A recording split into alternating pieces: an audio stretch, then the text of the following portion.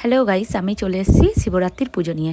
তো আমি ছিলাম সেই সময় গুজরাটে শিবরাত্রি পুজোর ভিডিওটা তোমাদের সঙ্গে শেয়ার করব। এই যে শিব ঠাকুরটা দেখছো পুরোপুরি বরফের, আর আমরা কিন্তু বরফের উপর দিয়ে যাচ্ছিলাম। বরফের উপর দিয়ে যেতে গিয়ে আমার পা স্লিপ করে পড়ে যাচ্ছিলাম। আর এইটা হচ্ছে শিব ঠাকুরের মন্দির। বরফের ওখান দিয়ে চলে এসে শিব ঠাকুরের মন্দিরটা জানলা দিয়ে হালকা করে ভিডিও করছিলাম। সেই সময় মন্দিরে আমাদেরকে ঢুকতে দেয়নি, কিন্তু এত সুন্দর সাজিয়েছে ভেতরটা ফুল দিয়ে ফল দিয়ে, কি দারুণ লাগছে। আর এই যে এখানে দেখছো ভগবানের ত্রিশূল নিয়ে গোলাপ ফুলের পাবড়ি দর্শকের উপরে ছড়াচ্ছিল।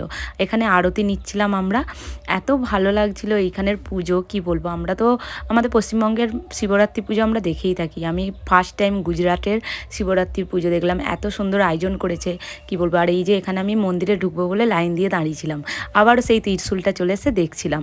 মন্দিরের ভেতরে ঢুকার সময় এত ভিড় কি বলবো, ঠেলা ঠেলি করে চাপাচাপি করে ঢুকতে পেরেছি কোনো রকম। আর কত সুন্দর সাজিয়েছে মন্দিরটা, তোমরা খালি দেখো এত সুন্দর মন্দিরটা সাজিয়েছে কি বলবো। আমার খুব ভালো লেগেছে। আমি ফার্স্ট টাইম গুজরাটের শিবরাত্রির পুজো দেখলাম। দেখো গাইস, আমি মন্দিরে ঢুকে গেছি, এবারে তোমরা একটুখানি মন্দিরের ঠাকুরটা আর চারিদিকটা দেখে নাও।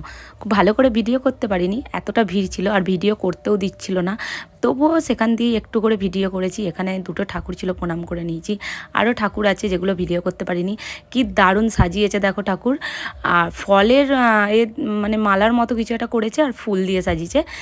সঙ্গেই বের করে দিয়েছে মন্দির থেকে। বেরিয়ে এসে সেখানে রাত্রেবেলার কিন্তু কিছু খাওয়ার আয়োজন ছিল, এখানেই খাওয়া দাওয়া করেছি। টাটা।